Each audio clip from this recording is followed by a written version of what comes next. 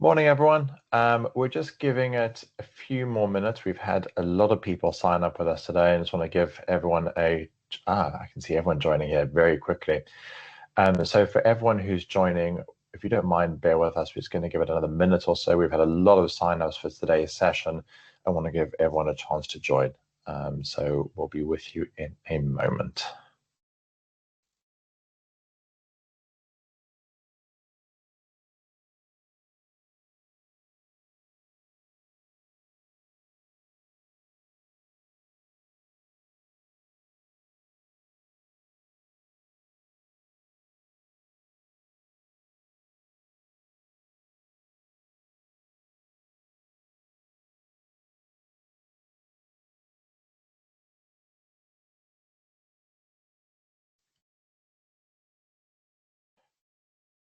All right, so good morning, everybody, and welcome. It's 10 o'clock on Friday, the 5th of December, and I'd like to thank you all for joining today's session and our webinar hosted by the We Fight FinCrime Association.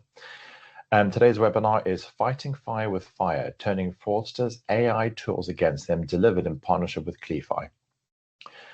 My name, as you can see on screen here, is Jonathan Greenstein, and I will be your host for today's session.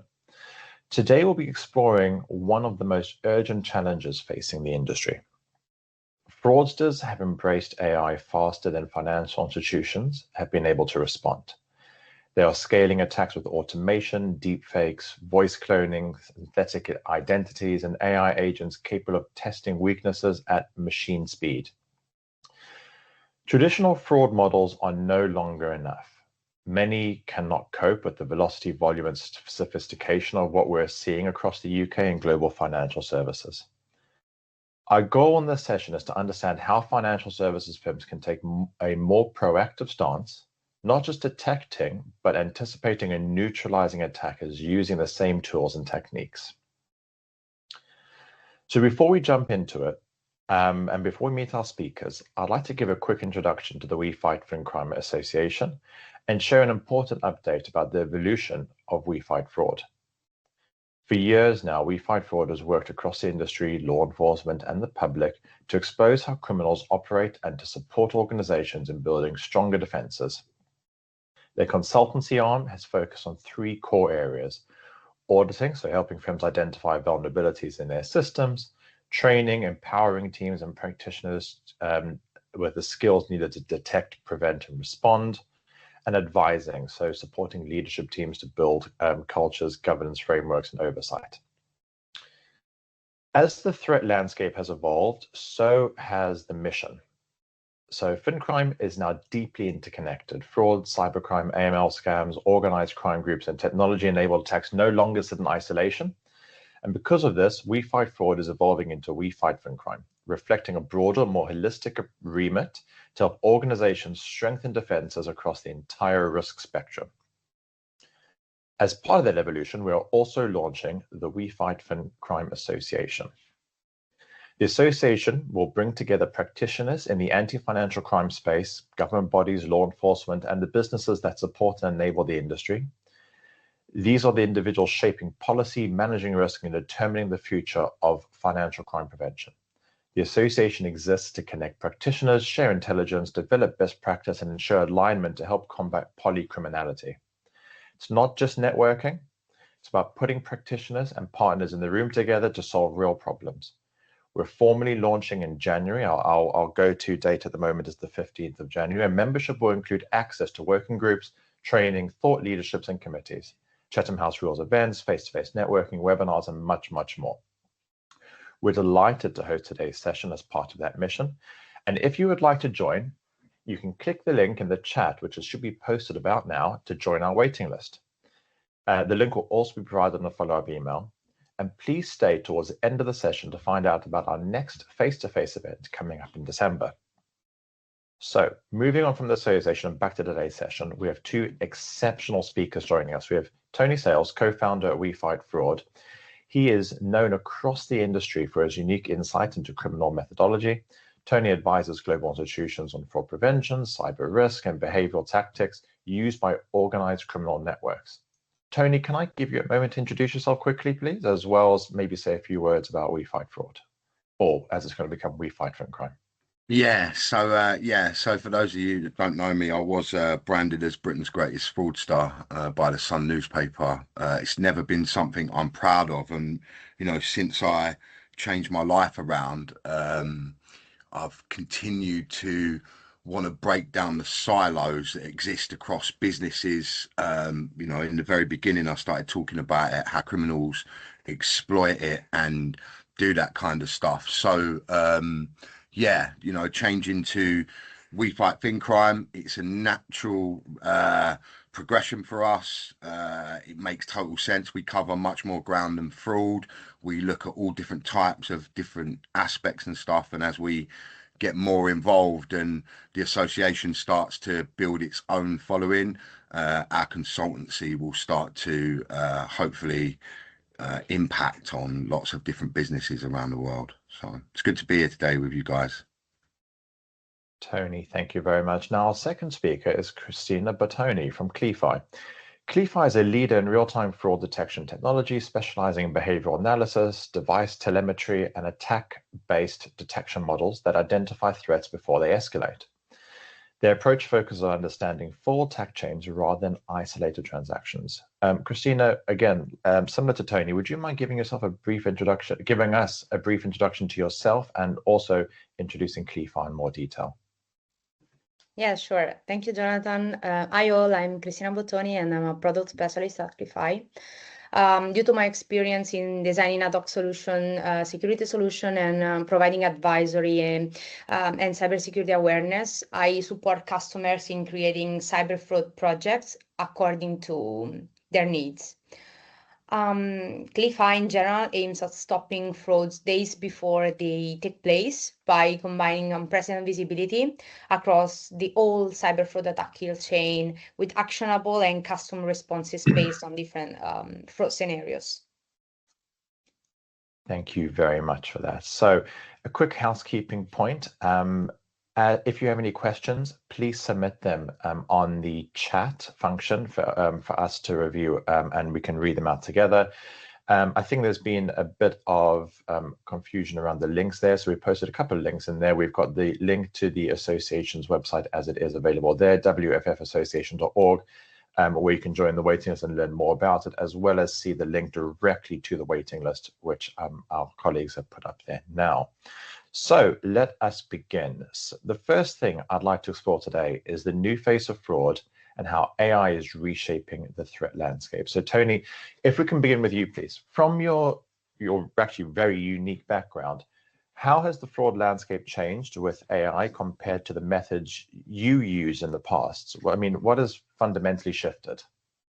There's no difference in the crime, right? I think that we've got to understand that fraud, financial crime is what it is. AI just becomes a tool for the criminal to use. It's a bit like, Andy and I have been talking about services for sale, criminal services for sale, and criminal services have always been for sale.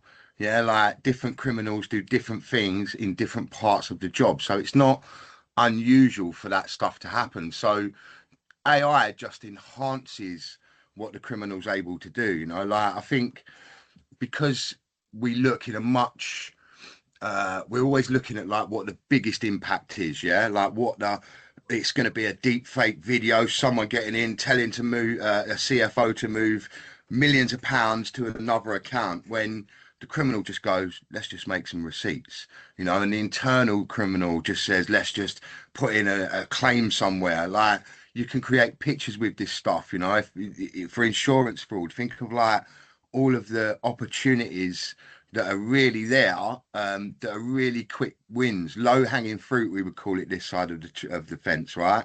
And that's what the criminal's just looking for, is the low hanging fruit, like especially in mass, targeted attacks and different types of attacks are very different. But en masse, that's kind of, for me, I think where the problem lies, is shallow fakes. And how AI enhances that for criminals to do it quick, faster, and much more better than it was before. Thanks, Tony. And Christina, how do you see AI changing the scale and sophistication of fraud attacks? And what strategies should financial institutions adopt to keep up with the attackers?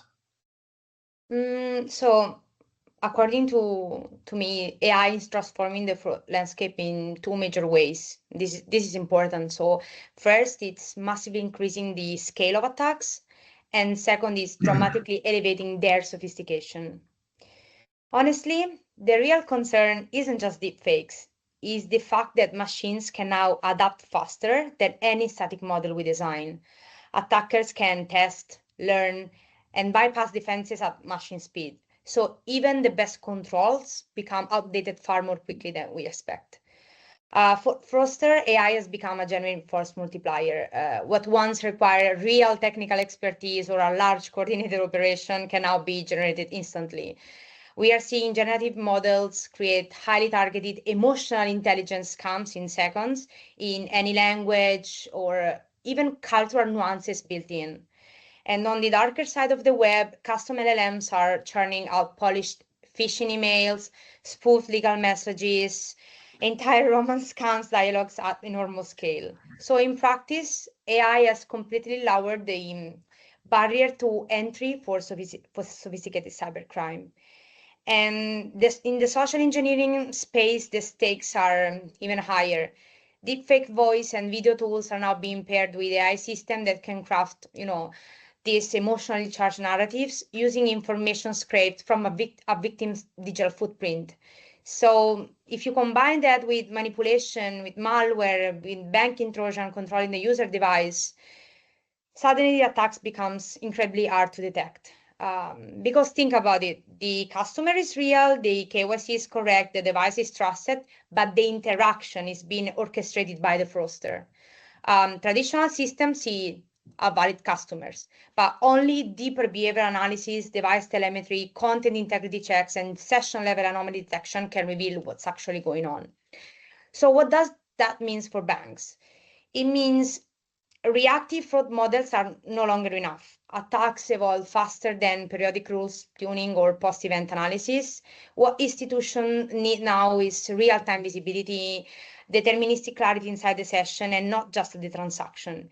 They need systems that continuously monitor, continuously learn, and continuously predict attacker behavior. Basically, systems that adapt just as quickly as the attackers do.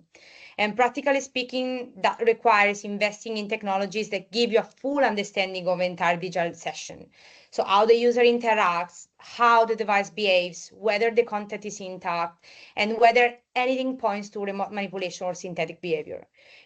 Just because, intent isn't visible only at the transaction level anymore. It shows up long before in the journey leading up to it. So to keep up with the AI-enabled attackers, financial institutions need to make a mindset shift. So from detective at the very end to understanding what's happening throughout the entire session in real time. That is where the industry is heading. And the institutions that embrace this shift will be the ones that stay ahead of the next wave of AI-driven threats. Thanks, Christina. Next, perhaps we can take a step back and consider how institutions need to rethink their overall approach to identifying and understanding attacks. So, Christina, if we can stick with you again, firstly here. So fraud today resembles a coordinated cyber operation rather than isolated transactions. How can banks evolve from a transactional monitoring mindset to a full attack-based detection model? Yeah, you're right. Today, fraud doesn't look like a series of isolated transactions anymore. It looks like a coordinated cyber operation. And what we see in the field is that fraud is actually the last step of a much longer structured attack chain. Attackers are using botnets, phishing kits, social engineering flows, and malware that operates completely outside the bank's perimeter to prepare the ground. So by the time the transaction takes place, the attacker has often been monitoring their customer for days, weeks, sometimes even months. And this problem is accelerating quickly. We are now facing complex multi-system fraud schemes that evolve faster than rules or legacy models can keep up with. AI enables fraudsters to scale both the volume and the sophistication of their attacks, combining public data, automation, adaptive behavior to target millions of users with incredible precision. And these patterns that we are seeing resemble advanced persistent threats, not the traditional fraud events that we used to deal with. And this is exactly why transaction monitoring alone can't keep up anymore. If you only look at the money movement, you're looking at the attack where it's already too late. To stay ahead, banks need full visibility across the entire digital journey, not just the last few seconds of it. So you must be able to detect early reconnaissance, unusual session behavior, device anomaly, content tampering, essentially anything that signals, the attacker presence long before money moves. This shift requires systems that can continuously monitor, understand, and even predict attacker behavior. You simply can't rely on known threats anymore. Attackers change tactics too fast. And what you need is adaptive detection that responds in real time and the ability to reconstruct an attack within minutes so that defenses can be deployed instantly across the organization. The goal is simple, but absolutely transformative. So to intercept the attack before it becomes fraud. Protecting the transaction matters, of course, but protecting the steps leading up to the transaction is what truly safeguards your customers and dramatically reduces the operational pressure on fraud teams. And this is exactly why attack-based detection is becoming the new standards. At Cleafy, for example, we can identify reconnaissance and pre-attack behavior up to 15 days before the execution by monitoring the earliest signals, so long before the so-called day zero. What means, that banks can prepare, respond, and neutralize campaigns before they reach scale. As attack volume and complexity continue to accelerate, this level of visibility becomes essential. So transaction monitoring tells you what happened, but attacks-based detection tells you what is happening and gives you the chance to stop it before it becomes fraud. Thanks, Christina. Tony, when you consider the behaviors of organized networks, how important is it to recognize the steps before the money actually moves? I think it's really important, but I think actually monitoring that is really difficult in multiple ways. I think there's a lot of language that gets used, and I think we have to deal with this part of it first, because we're socially engineering people to believe that AI can attack millions of people, but it can't. Yeah, it doesn't work like that. You have to get the database first to attack the database. Yeah, that's going to come from a phishing campaign that's bespoke and targeted. Yeah, you have to understand the whole attack vector to understand how criminals target. Now, once you get into, different, for me, the non-click vulnerabilities, I think, is the biggest threat that we face coming.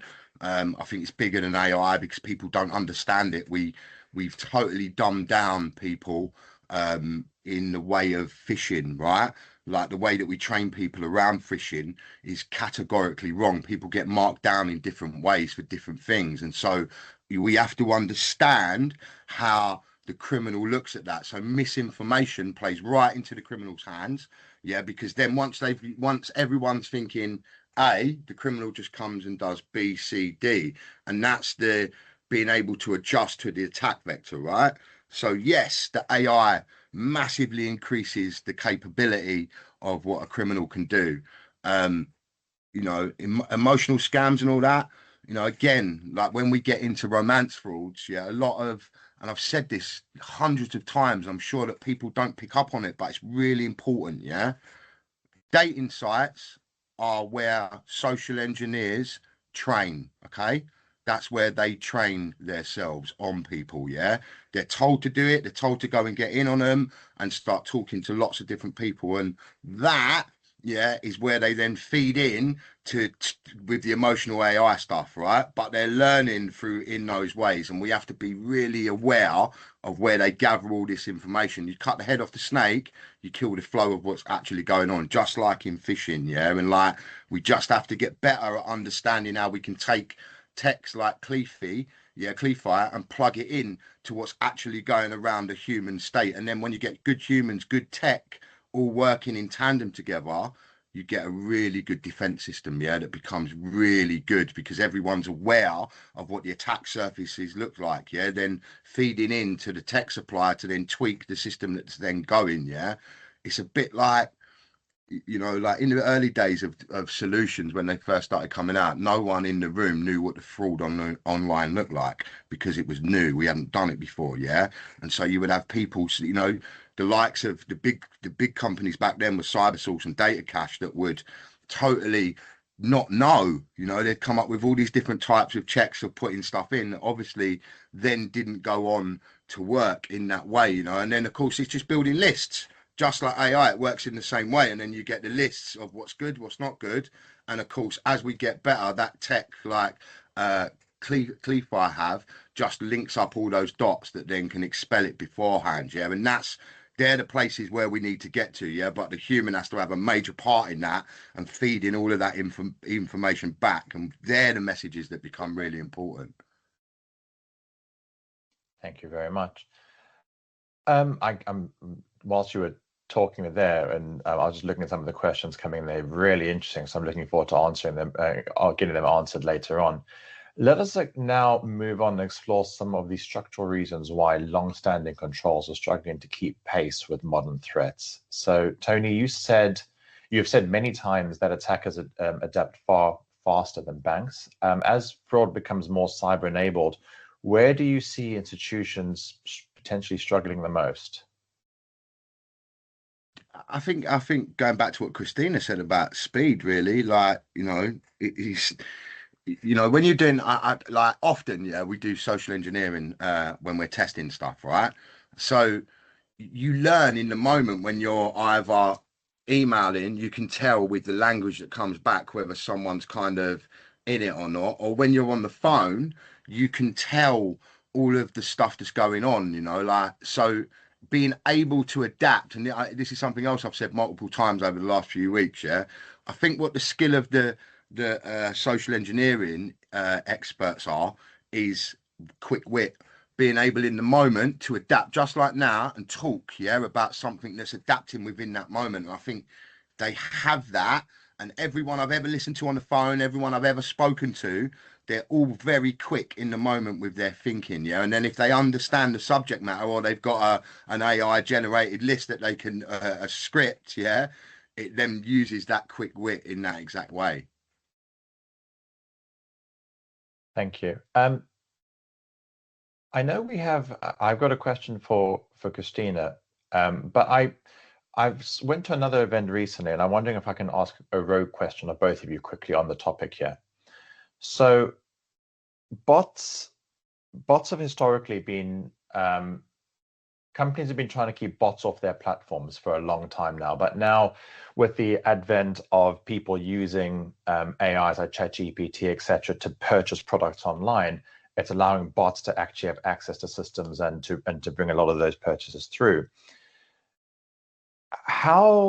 How do you think systems could potentially look at and adapt to spotting the difference between good and bad bots?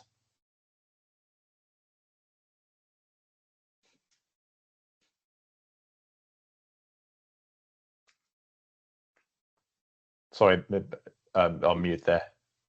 Was that to me or to Christina? Yeah, to both, really. We've got another question for Christina afterwards, but it's an additional question that's just popped to mind. Yeah, I mean, that's a tech person's question, I would say, Christina. That's much more your question than mine.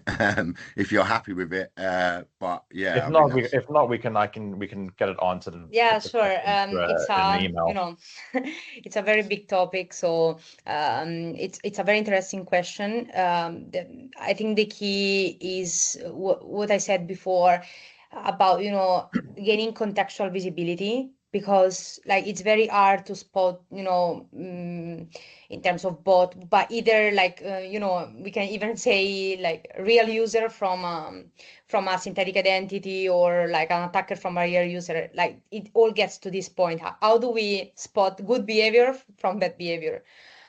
So I think the real answer, but I can give more details maybe later. It's more about, you know, contextual signals that are able to spot real seamless, like, differences between like these two things. It's something that I have to say from like a bigger perspective is impossible. It's very safe to say, like, I'm that tech person that says, guys, this is not possible, but it's not possible if you look at the bigger picture. You have to be very deep, like deeper into specific signals and contextual analysis in order to being able to spot these slight changes, because attackers are becoming like so good into resembling, like, real users, or like bots, from like good ones to bad ones. So the devil is in real small details. Yeah, Thank I you. totally agree with that. I mean, and that plays along with what I did as a criminal, right? Even so, just knowing what the system looks like, right? When one change happens within the system, I recognize it instantly and I'm able to adapt. It's the exact same thing in the bots, right? It's just adapting. Whoever's programming those bots in the background then adapts the learnings that they've had, because they'll understand all of those landscapes, won't they? So it makes total sense. Must be difficult. Thank you very And also much. you have to go, like, you have to go into the attacker's head in order to understand how they build the whole operation, So very interesting topic. We should do a specific session on this. It's very We could run a interesting. whole follow-up webinar on this topic. Going back to the question I originally had planned for you, Christina. So as fraud becomes increasingly more cyber-enabled, how can institutions benefit from breaking down the silos between cybersecurity and fraud? So I'm not gonna lie, what we're seeing across the industry right now is a very clear shift. So the most digitally mature institutions are moving toward cyber fraud fusion centers. And the reason is really simple. Today, the most damaging fraud doesn't start with the transaction, it starts with a cyber incident. By the time money moves, the attacker has already done most of the work. So we can easily say that cyber enables fraud. So if cyber teams and fraud teams operate in separate silos, each one sees only one part of the attack chain and neither sees the full picture. But when institutions shift to a fusion mindset, something really powerful happens. So for the first time, both teams can see the entire attack chain end to end. Cyber teams from their side bring deep knowledge on malware behavior, remote controlling tooling, bot automation, phishing infrastructure, and how attackers technically operate. While fraud teams bring behavioral insights, so how real customers interact, how manipulation distorts those patterns, and which deviation truly signal risk. When you connect those two perspectives, you unlock a level of detection capability that just doesn't exist when they work separately. So you move from spotting suspicion transaction to actually identifying emerging threats. Of course, many regional banks and fintechs face a very real constraint: smaller teams, compelling priorities, limited budgets. They can't always stand up a fully staffed cyber fraud fusion center. So the key question becomes, so I'm asking question now. So the key question becomes, how do you achieve fusion level insight without fusion level resources?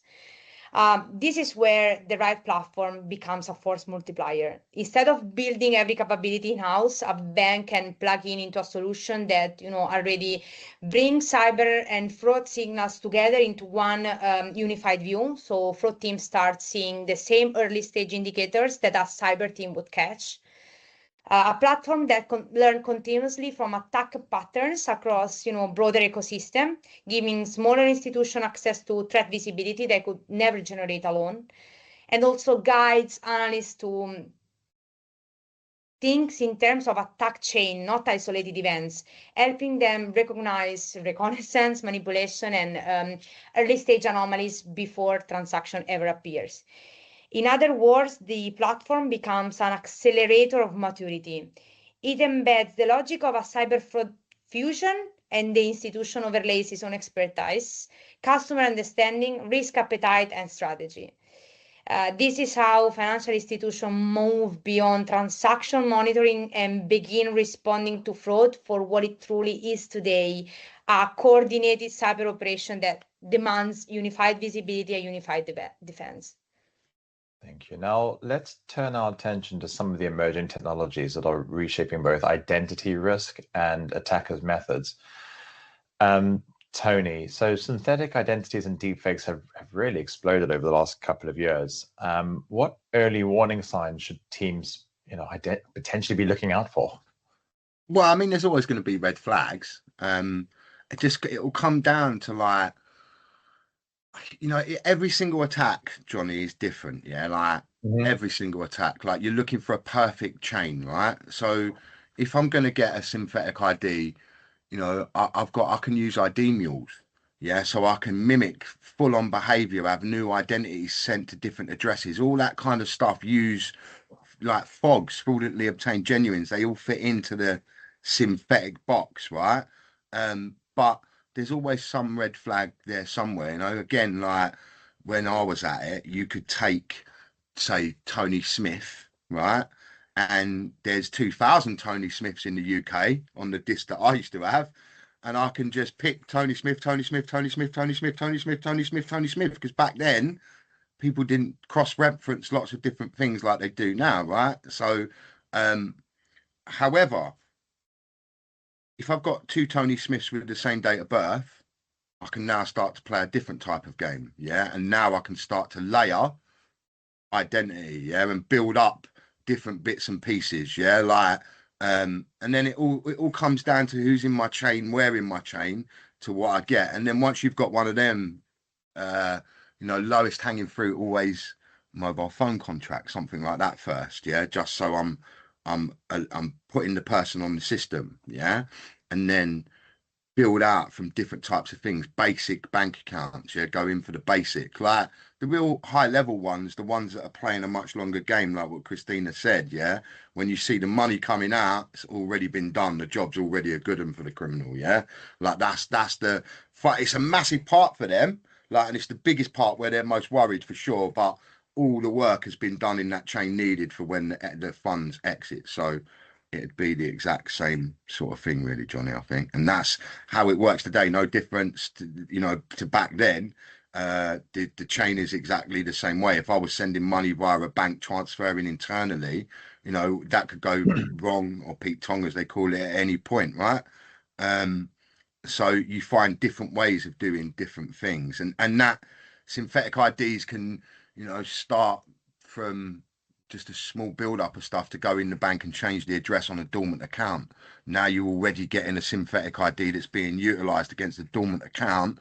There's those kinds as well. So it's like a whole, it's a very different world now because of the enablements of technical stuff that you can use. Back when I was doing it, you had to get a bit of glue and a scalpel to take the passport. I had to change a passport picture. Now people are making them with AI, right? Right. So it's a very different type of thing. But there are red flags, and there will always be red flags. You just got to find them. And if it's okay with you, if I can ask a follow-up question to that for yourself and Christina. So with the advent of a lot of with a lot of banks allowing you to open up new accounts by holding your phone to your face and saying, this is my name, this is who I am, this is my date of birth, and doing the face scanning and the voice ID, integrating that with synthetic identities, deep fakes, and the sort of voice AI tools that are on the market at the moment. Are we there that fraudsters can set up accounts quite easily, or is that not quite there yet? Yeah, I mean, like, look, yeah, from my perspective, we actually tested this a couple of years ago, where we onboarded 3 different types of accounts, right? So from doing exactly that, Johnny, yeah, and in the last one, I was able to open up a bank account with a bright yellow balaclava on. Yeah. So like, the IDV didn't pick it up, but there's it's not connecting all of those dots in that moment. Now, I haven't tested them for a couple of years. So, I've tested clients' ones, which are much more robust than what they used to be. However, in the general place of the marketplace, when onboarding generally happens, yeah, that's when you're going to see the biggest rush. Yeah. So in your marketing, where you're just, all the controls are dropped. Yeah. We just want clients. Yeah.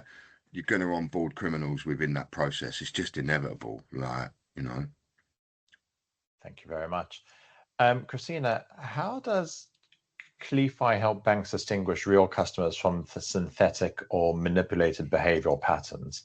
I mean, if we can, you know, I don't want you to give too much away, so if we can keep it, you know, reasonably high level. Of course, because as I said before, this is a very huge topic, and I think this is one of the biggest challenges that we are facing today, because attackers are getting extremely good at mimicking legitimate users. They study how customers move, how they type, how they interact and authenticate. And then they use automation, remote control tools, and malware to recreate those behavior almost perfectly. So the real question becomes, how do we tell the difference between a real customer and our synthetic or manipulated behavioral patterns? The key is to look at the full picture from the very first moment a session begins. So what Cleafy does is combining behavioral signals, device intelligence, and environmental and contextual indicators to understand whether there is a genuine human behind a session or something artificial, automated, or remotely controlled. For example, we analyze whether the user is actively interacting with the mobile app or the website, whether they follow natural human patterns, whether the device fingerprint, IP address, or geolocation makes sense for that specific individual. We also check whether the app or website has been tampered with, so using integrity check to spot injections, overlays, or hidden script attackers usually use to manipulate the journey. Then we all enrich that with higher level intelligence. So, for example, we ask ourselves, is the bank account newly created, or is the same identity connecting from parallel sessions? Does the destination account appear in our mule intelligence network? So is this combination that allows us to differentiate real identity from a synthetic one, and a genuine customer journey from a manipulated session. Let me give you a simple example. A user logs in with correct credentials. Everything looks legitimate on the surface, but the timing of the interactions is robotic. The gestures don't look human. The device has never been seen before. We see parallel session, and the destination account shows mule behavior. Even before a transaction is initiated, the system understands that this is not a real customer. And this early visibility is absolutely critical. So when we can identify manipulated or synthetic patterns early in the fraud kill chain, we reduce the time attackers can remain inside the session, and we reduce false positive, and we dramatically cut down customer friction. Because now analysts can act faster with more confidence because they have a clear narrative. What is happening, who is behind it, and whether it aligns with the real customer or not. The other important benefit is a big one: attacker deterrence. When fraudsters realize that their manipulated behaviors, remote access tool, or synthetic identities are detected at the very first touch point, even pre-login sometimes, they simply stop investing time in that organization. Fraud, let's not forget this, fraud is a business model. So if the return of investment drops because the system is too resilient, the attackers move elsewhere. And this is exactly what we are seeing with banks using Cleafy. Not only better detection, of course, but fewer attempts overall, because attackers quickly understand that gaining persistence is impossible. Thanks, Christina.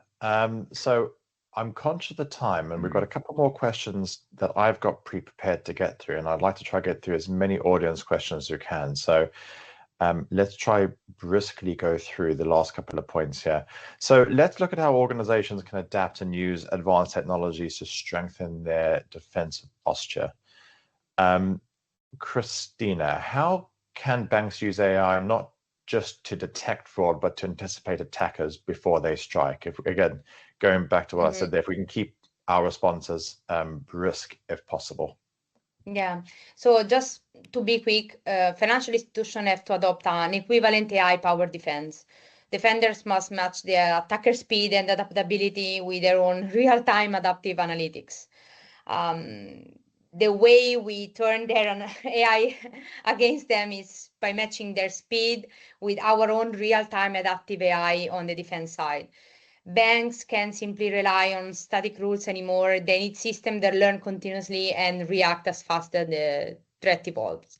So just to be very, very short, the answer is very simple to that. You fight AI with AI, but of course you have to do this with real-time context, continuous intelligence, proactive analytics that, allow you not only to keep up with the attackers, but to stay ahead of them. Thank you. And Tony, so thinking about your banking clients and the banks that you advise today, if you were sat in the room with, across the table from an MLRO or a head of fraud, how would you advise them? How would you use AI to simulate the mindset and tools of fraudsters?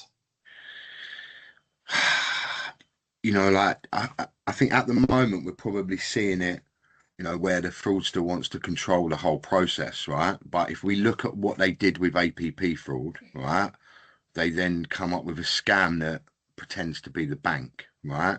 They switch it, right? I think probably at some point the bots are going to target consumers, and that's where we should be terrified, right? Because now that's where a bigger problem comes, because they'll be targeting the actual people whose devices these are to do a whole different load of different types of things that will.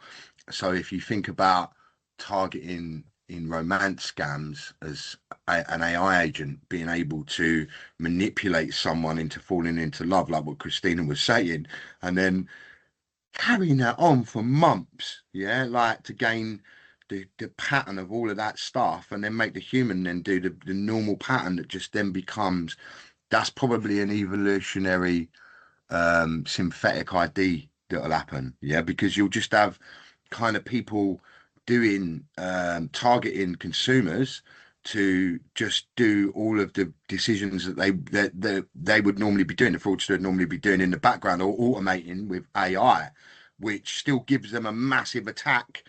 They can draw in loads of attacks because the AI is still upgrade. So O2 went after the scammers, didn't they?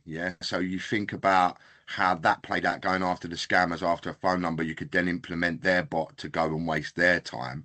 We need to be thinking like that as well. That's what I would be saying. That's where my fears would be for the future. It is quite scary. I mean, knowing and having a good understanding of how AI works. I mean, I create my own GPTs on ChatGPT for specific tasks, and it can converse back to me, depending on the inputs I put into it. If you have that tied into or built into a bot, and you put that on a dating app, I mean, for romance scams, that's a terrifying thought. Yeah, and it's just like such an obvious migration of all of this stuff, and like what Christina was saying, now those same guys that are training in the romance centers start using AI with all of that stuff as well, because as we get further and further down the line, it'll become cheaper, more accessible, and then and the problem just keeps escalating. So let's take a moment to focus on the human side and how teams can evolve alongside increasingly sophisticated tools. So Tony, if we can stick with you again, many assume AI can replace analysts. From your perspective, what are the biggest misconceptions about AI and fraud prevention, and where does human intuition still matter most? That it can hack millions of people in a moment, like just getting into the system, or a deep fake can jump into a call. Like, we hear so much about all of this stuff without actually thinking through, but how did they get there? Like, how is someone just going to get into a Teams call unless they've been able to get in via a phishing campaign or something like that? Or, we're used to, it goes back to like the perfect phishing emails. The reason criminals have spelling mistakes in phishing emails is because they are looking for a specific type of person when they're phishing, right? If you cross the T's and dot the I's, you are not the person I want to be scamming. That's just the reality of it, because you're going to spot, and then it's ruined. All that work that I've put up into that place is no point. I want someone who's not as on the ball as that stuff, and that, how do we stop that? That's the bit that worries me. How do we get, them little bits? So that's what I would say, Johnny. So you're telling me all those emails with misspellings in it that I get from the IMF saying that I've got £2 million in an unclaimed account aren't real? Yeah, sorry, mate. Christina, what does an assisted fraud prevention analyst look like, and how can AI accelerate decisions when keeping human judgment at the center of things? So according to me, AI in fraud prevention isn't here to replace human expertise, it's here to amplify it. Fraud analysts have what AI still doesn't: intuition, contextual understanding, and the ability to make judgment calls when customer safety and brand trust are on the line. What AI brings is speed, pattern recognition, and the ability to process massive data sets in real time. So an assisted analyst is really a supercharged analyst, somebody who still makes the final decision, but with an AI copilot that removes the noise, minimizes fatigue, and highlights the signal that truly matters. The analyst still owns the decision, but now they understand it instantly without spending minimum, to be positive, 20 minutes reconstructing the story manually. And that's the assisted analyst in action. AI accelerates the investigation and the human applies context and judgment. So the AI, the copilot, auto-writes investigation narratives, closing the skill gaps and slashing case time, and even suggests the minimal friction response, whether that's blocking, stepping up authentication, or simply warning the customer. Because AI is brilliant at detecting early signals, but humans are brilliant at understanding the story behind them. The combination of those two is what really drives impact. Thank you. So next theme, we'll consider the wider ecosystem and the importance of collective knowledge in reducing risk. Intelligence sharing, collective knowledge is a big thing that we're looking to do and help facilitate through the We Fight FinCrime Association. So it's something I'd be keen to look at and explore more. So Tony, fraud patterns repeat across banks and geographies, but sharing across geographies and sharing intra-business often remains limited. What types of intelligence sharing would have the biggest impact, in your opinion? I've kind of always been an advocate for, people sharing information, because it's what criminals do. Like the way that it goes back to that services for sale. If I want to find out about what I might need a professional enabler for, I've got someone that I can go and talk to about that, right? So I think it just, it comes down to that, I think. Thank you. And Christina, can I pose the same question to you as well? So again, fraud patterns. Yeah. Oh, sorry, go on. Yeah, no, I got it. But when we talk about intelligence sharing, I think the biggest shift we need is moving from generic reports to contextual, proactive intelligence that actually helps banks see attacks as they're forming, not after the fact. By contextual intelligence, I mean understanding what is happening inside every single session from the very first interaction. Every request and response is analyzed in real time, so you can reconstruct exactly what was asked, what was processed, and what was returned. That gives you full visibility across users, devices, and channels, and lets you build what we call the digital narrative of each session. Now, once this telemetry, this is the real turning point, once this telemetry flows into a platform, multiple AI models can process it instantly, turning very technical signals into clear insight. What's important is that each bank's environment stays, of course, isolated, but not confidential threat signals propagate across the ecosystem.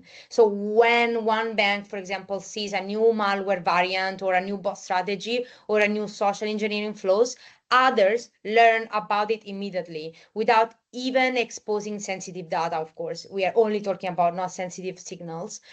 And this is how you build regional resilience. And this is where, platforms like Cleafy make a real difference, because threat intelligence isn't sitting into a PDF or a weekly report. It's merged directly into the same environment where analysts are watching live session and transaction. So intelligence becomes actionable, not theoretical. Thank you. And now we're coming towards the end of the structured part here. So, Tony, final structure question to you. Looking ahead 3 to 5 years, what emerging AI-driven tactics do you believe will become the next big challenge for firms? I think what I've just said, I think about bots. I I think like bots targeting consumers is the big one, I think. Thank you. And Making them big decisions. Christina, if I could ask for one piece of advice that you would give to a fraud leader and CISOs preparing for what comes next, what would it be? It would be, don't wait for the next wave of attacks. Just prepare now with a strategic predictive approach. AI-enabled fraud moves too fast for reactive models. You need a roadmap that builds capability step by step, strengthen visibility, and positions your organization to anticipate threats before they materialize. I usually recommend, a very structured roadmap that starts from the visibility, builds on scaling intelligence automation, and becomes adaptive and connected. Across all the phases of the roadmap that I'm proposing usually to our customer, the goal is the same: build an attack resilient customer experience where protection gets stronger without punishing real user. So the real advice is start now, start even small, but start. Fraud is evolving at machine speed. Organization are, the ones that really stay ahead are the ones that build predictive intelligence-driven strategy. Thanks, And Christina. those are the ones that may be saved. Thank you very much. I'm conscious, sorry, I didn't mean to cut you off. I'm conscious we've got a lot of questions to go through, and I want to try to get through as many of them as we can. So apologies if I've missed them, but I think this is the very first one in the list here. Criminals have few scruples. We know this, but what can be done to ensure legitimate AI providers recognize their LLMs are being used for fraudulent activities and then stop it? Similarly, when or if law enforcement or government departments use AI to combat fraud, how can we be sure that this quite often sensitive data is processed and stored safely? So if I understand correctly, this is more a privacy question in when using AI? It looks like it's two questions. So the first part of the question is, what can AI providers do to ensure their large language models are not being used for fraud? So when I used my example earlier of creating a response tool or a bespoke GPT for a romance scam, and the second one is when people are using AI to combat fraud, that would obviously take in a lot of user data. What can be done to ensure that it's stored properly?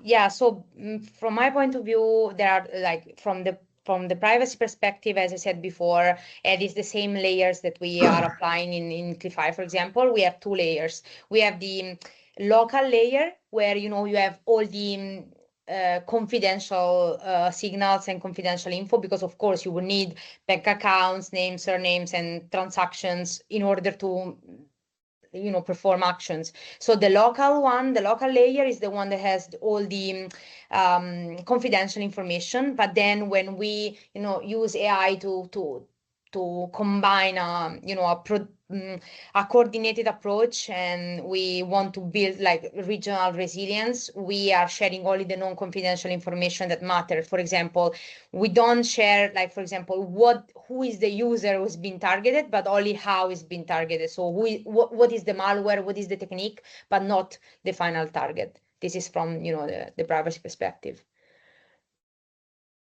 And the other part, I believe, is how do we make sure that the GPTs and the LLM that we build are not used for what fraud? Safeguards with ChatGPT? Yes, it's I have a knife in my house. A particular one, but what safeguards do you think they would have in place to stop people using it for nefarious purposes?